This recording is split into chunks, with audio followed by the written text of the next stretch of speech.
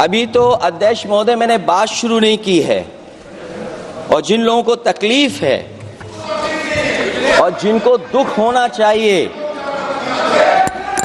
उनके बारे में मैं, हालांकि वो बाद में कहना चाहता था महाकुंभ के बारे में, लेकिन अध्यक्ष महोदय क्योंकि बहुत सारे माननीय सदस्य ये सुन नहीं सकते हैं, इसलिए मैं बात वहीं से शुरू करता हूं। आप देश के परम अभिभावक होने के नाते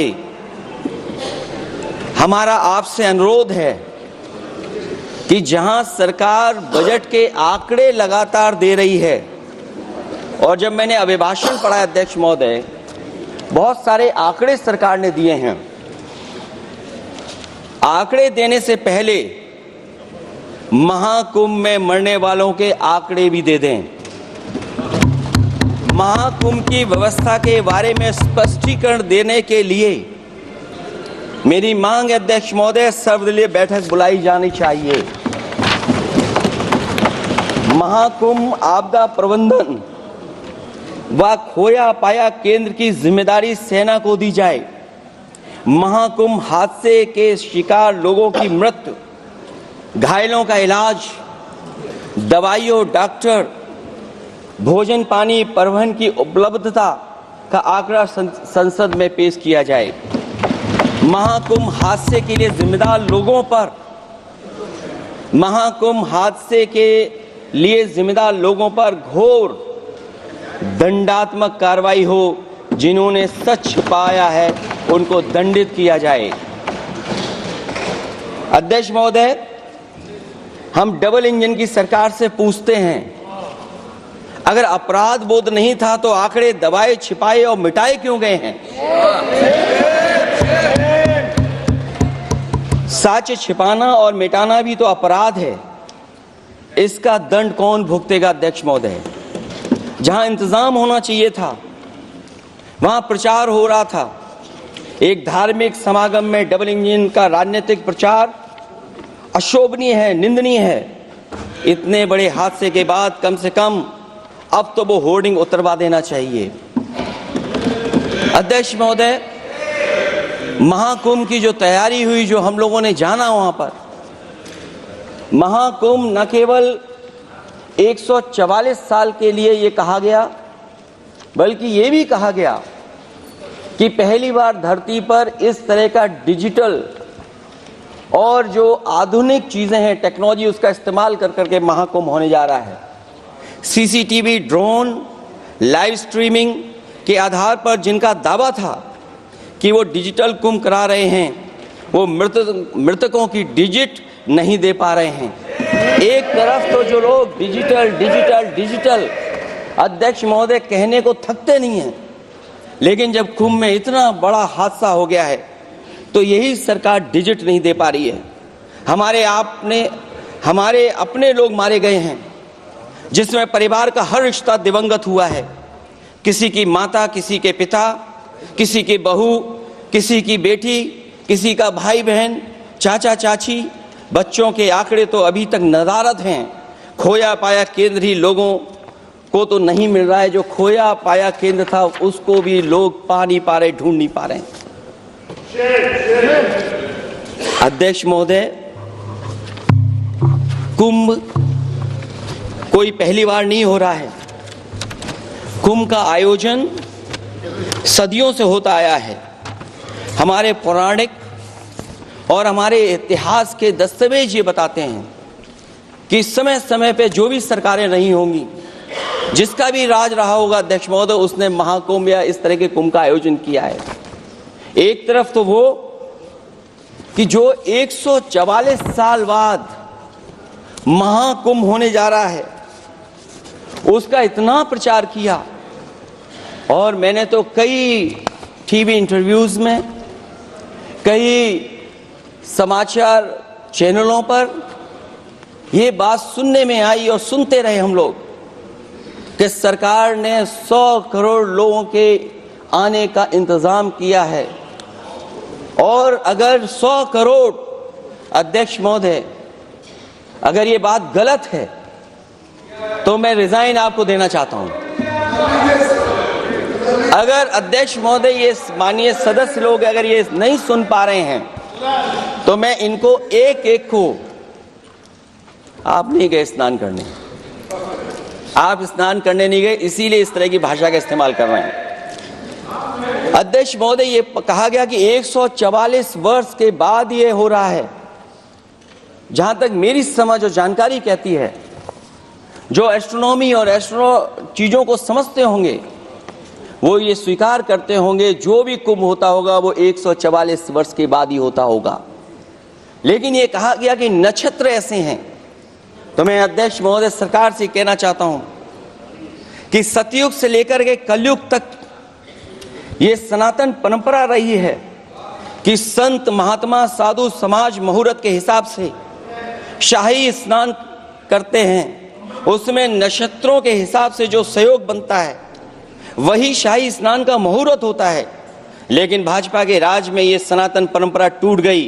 पहले सरकार ने संत समाज को शाही स्नान रद्द करने का आदेश दिया, जिससे अनादिकाल की सनातन परंपरा टूटी। और फिर जब देश भर में ये बात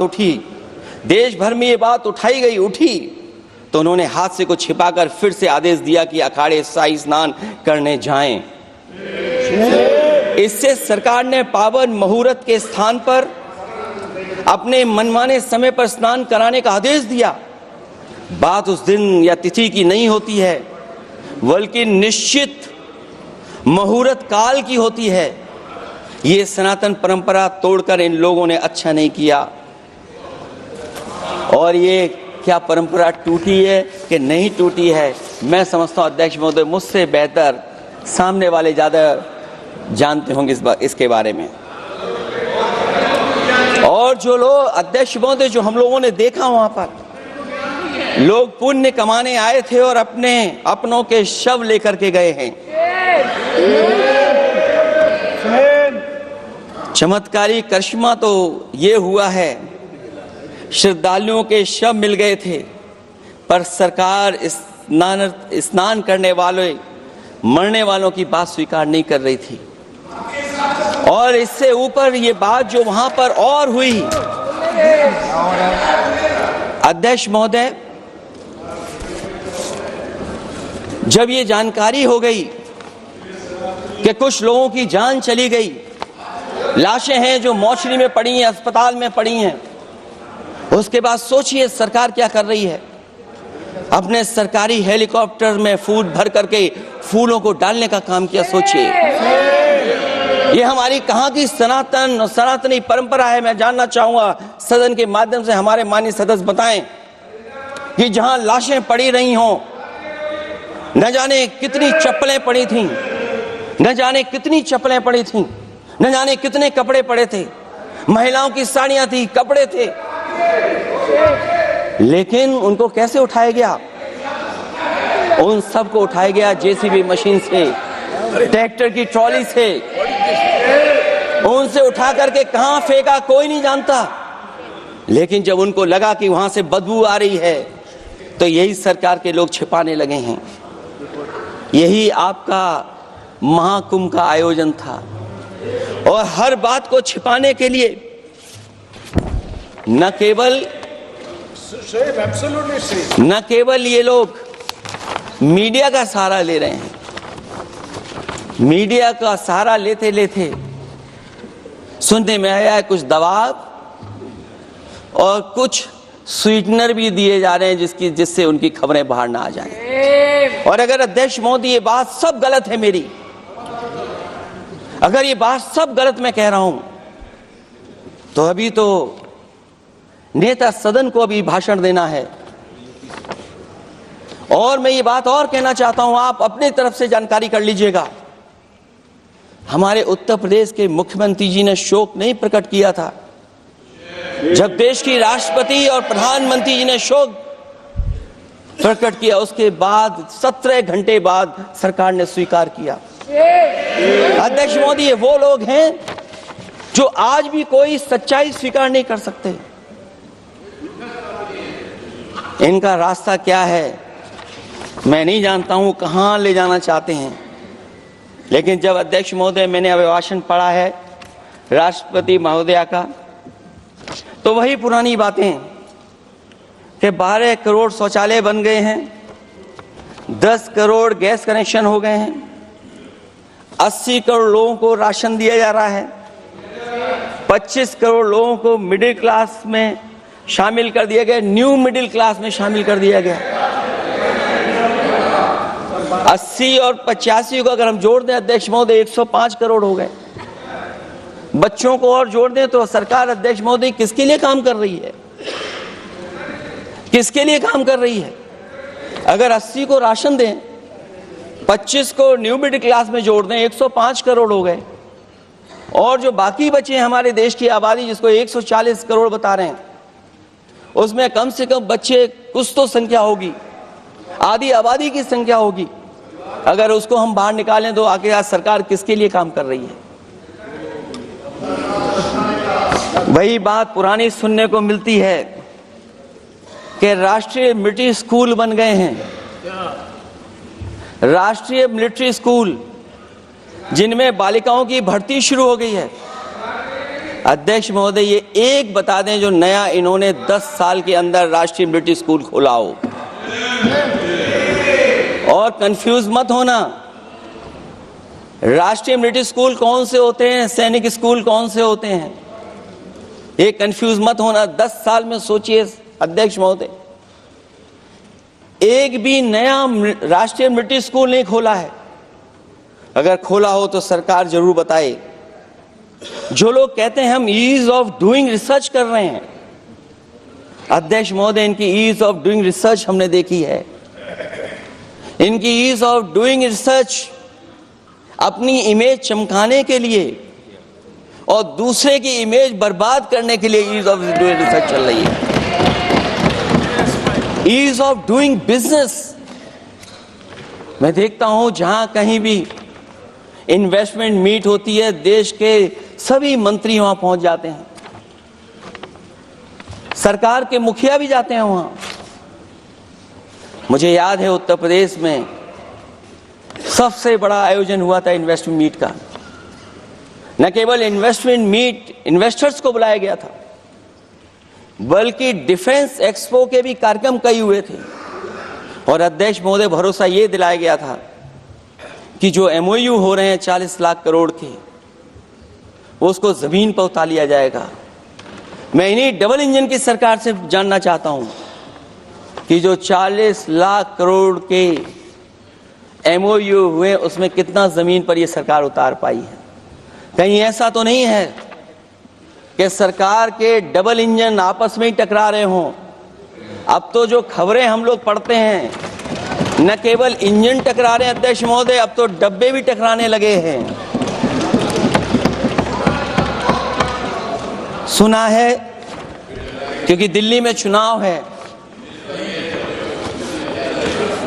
आप इंजीनियर की डब्बा हैं।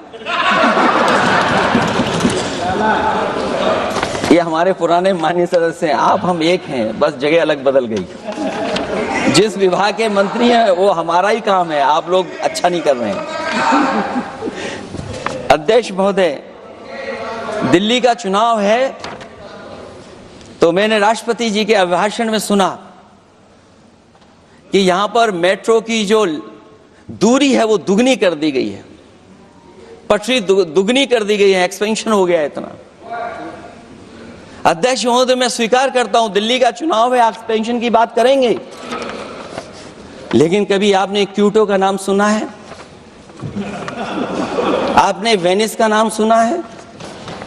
मैं अध्यक्ष महोदय आपके माध्यम से, जिसको क्यूटो बनाने के लिए सपना देखा गया था, 10 साल पूरे हो गए हैं, अभी तक वहां पर मेट्रो की शुरुआत नहीं कर पाए हैं। और अध्यक्ष महोदय, मैं ये बात इसलिए कह रहा हूं, अध्यक्ष महोदय मैं इसलिए बात कह रहा हूं कि जिस समय समाजवादी सरकार थी, जितनी भी मेट्रो आज यूपी में चल रही हैं, सब की सब समाजवादियों की देन है, एक भी आपकी देन नहीं है। और इस समय पर मैं याद करना चाहता हूं, उस समय देश के प्रधानमंत्री मनमोहन सिंह जी को जब मैं पहली बार मुख्यमंत्री बनकर के उनसे मिलने गया था, मैं बहुत सारे उनके काम उत्तर प्रदेश के लेकर के गया था।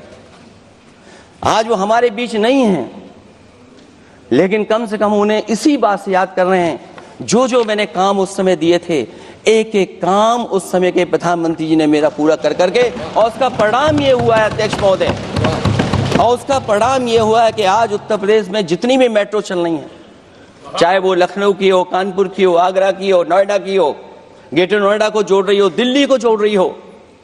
और अध्यक्ष महोदय, जिस समय उद्घाटन हुआ था दिल्ली से नोएडा को जोड़ने वाली मेट्रो का, उस समय देश के प्रधानमंत्री एक विदेश के बहुत बड़े उनके साथ बैठ करके गए थे उद्घाटन करने।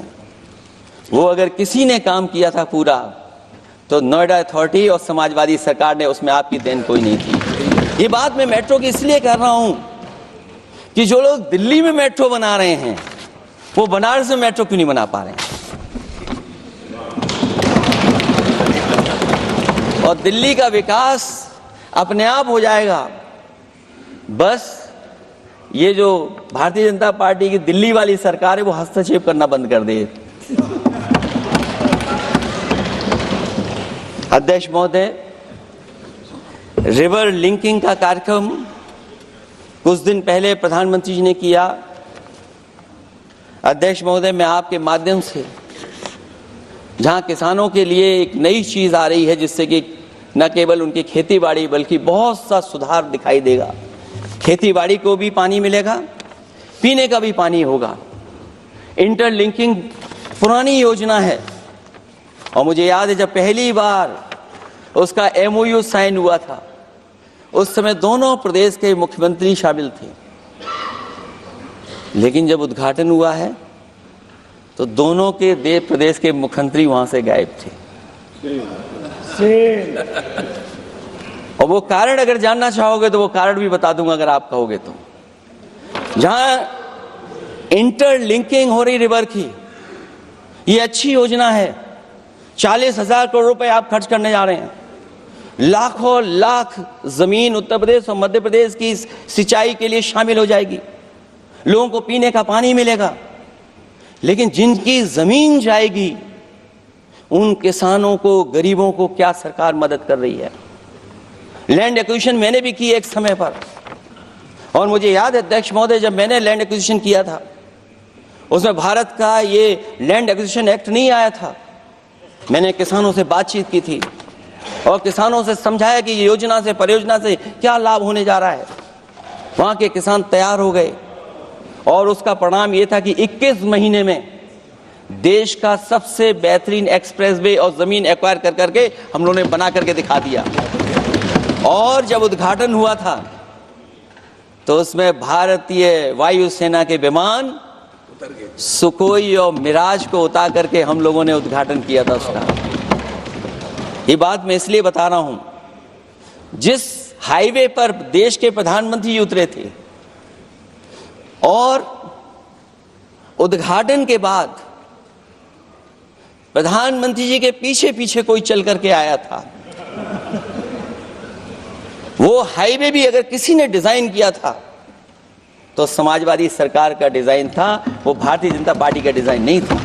और अगर इनका डिजाइन होता तो उत्तर प्रदेश में कोई नया हाईवे ऐसा बना करके दिखाएं जिससे हवाई जहाज उतर जाए। नहीं तो मैं मानूंगा कि आप जो कह रहे हैं कि आधुनिक इंफ्रास्ट्रक्चर बनाना चाहते हैं, आपकी परिभाषा क्या है आधुनिक इंफ्रास्ट्रक्चर की? और ये बात में जो इतनी घुमा फिरा के कह रहा हूं, वो बात में लौट करके उसी पे जा रहा हूं अध्यक्ष महोदय। अगर 40,000 करोड़ की योजना बनी है रिवर इंटरलिंकिंग की, तो जिन किसानों की, जिन गरीबों की जमीन जा रही है, उन किसानों को आप सही तरीके से मुआवजा, मदद उनकी क्यों नहीं कर रहे हो आप? अध्यक्ष महोदय, मैं इस अभिभाषण के माध्यम से जब सदन में जवाब आए तो उन किसानों की मदद होनी चाहिए। वो किसानों के पास कुछ नहीं है। उसके बाद आपका जो पैकेज है, आपका पैकेज पता नहीं क्यों कंजूस बनाता है कोई, आपका पैकेज कंजूस बनाता है कोई। कम से कम आपका दिल बड़ा होना चाहिए, और इतना बड़ा दिल हो कि किसान खुशहाली के रास्ते बजाए। आपने किसानों की आय दोगुनी नहीं की, आप आय दोगुनी नहीं कर पाए हैं। कम से कम उन्हें वो मदद करने का काम करें। इसमें अध्यक्ष महोदय, मैं राष्ट्रपति जी के अभिभाषण पर पढ़ रहा था कि सोलर को लेकर के और रूफटॉप सोलर एनर्जी को स्कीम को लेकर के बहुत बड़ी योजना और कई हजार करोड़ रुपए सरकार खर्च कर रही है। मुझे याद है जब देश के राष्ट्रपति कलाम साहब थे, उन्होंने एक प्रेजेंटेशन किया था सरकार के सामने, और प्रेजेंटेशन के बाद मैंने उनसे निवेदन किया कि अगर ये योजना मैं कर दूं तो आप क्या उद्घाटन करने आएंगे। उन्होंने कहा कि अगर ये आप कार्य योजना लागू कर देंगे तो उद्घाटन करने भी मैं आऊंगा। अध्यक्ष महोदय, उस दिन आंधी तूफान था, टेंट बिल्कुल उड़ गया था, इतना शायद पानी और बिजली का चमकना इतना था कि मैंने खुद रिक्वेस्ट की थी उनसे कि आप मत आइए, फिर कभी हम लोग कार्यक्रम कर लेंगे। लेकिन वो कार्यक्रम में आए, उन्होंने उद्घाटन किया। और अध्यक्ष महोदय, जो लोग कह रहे हैं 40,000 करोड़ की रूफटॉप स्कीम लाए सोलर की, जो मिनी ग्रिड बना करके पूरे के पूरे गांव को हम लोगों ने फ्री बिजली दी थी। फ्री बिजली उनको मिलती थी 24 घंटे, उनकी चक्की चलती थी, उनका सिंचाई का पानी का इंतजाम होता था। जब तक समाजवादी सरकार रही तब तक वो योजना चलती रही, और जैसे ही समाजवादी सरकार गई, इन्हीं के लोगों ने उसका मेंटेनेंस रोक दिया। न केवल उस गांव का जिसका राष्ट्रपति रहे उन्होंने उद्घाटन किया, बल्कि और जितनी भी सोलर की स्कीम चल रही थी, लोहिया आवास में जहां सोलर स्कीम के माध्यम से हम लोग गरीब को सोलर पैनल के माध्यम से उनको बिजली दे रहे थे, फ्री बिजली, उन सब योजनाओं को इन्होंने बंद करने का काम किया है। सोचिए, ये वो लोग हैं जो इंफ्रास्ट्रक्चर बनाना चाहते हैं। अध्यक्ष महोदय, चीन के सवाल को लेकर के कांग्रेस पार्टी के भी कुछ विचार हैं, हमारे भारतीय जनता पार्टी के लोगों के भी विचार हैं। सच्चाई ये सदन और ये देश भी जानता है, एक समय पर हम लोगों ने बहुत लाखों लाख किलोमीटर की जमीन, लाखों लाख एकड़ की जमीन हम लोगों ने खोई, और अब उसी रास्ते पर भारतीय जनता पार्टी चल रही है। अध्यक्ष महोदय, सवाल यह है, जमीन खोने के साथ साथ भारतीय जनता पार्टी स्वीकार नहीं कर रही है कि जमीन चीन ने कब्जा की है। और ये बात अगर हम लोग कह रहे हैं तो जो अखबारों में खबरें निकलती हैं, टीवी पे कभी कभी खबरें आती हैं, अध्यक्ष महोदय सरकार को कहिए कि ऐसे चैनल, ऐसे अखबारों पे FIR लिखा कर उन्हें जेल भेज दो। क्योंकि कुंभ की जो खबर चलाना चाहते थे, कुंभ की जो खबर देना चाहते थे, उन कुछ साथियों पे आपने FIR लिखा दी है।